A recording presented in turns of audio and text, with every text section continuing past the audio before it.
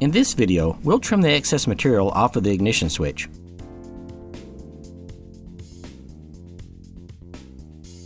The loop on the side of the ignition switch originally slid onto the donor car's steering column, but we don't need it anymore.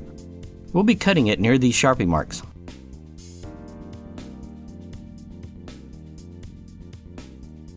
Clamp the ignition switch to a table with the loop aimed as shown.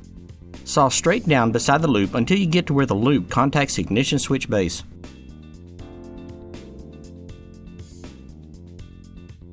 Turn the ignition switch to where the loop opening is pointing up and away from you. Saw straight down until you meet with the first cut.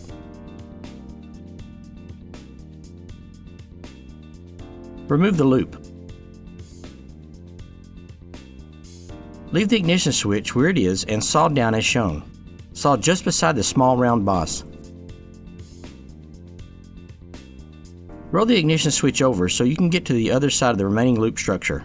Saw straight down as shown to remove this part. At this point, the ignition switch is ready to install. However, for a more finished look, you can clean up the sharp edges.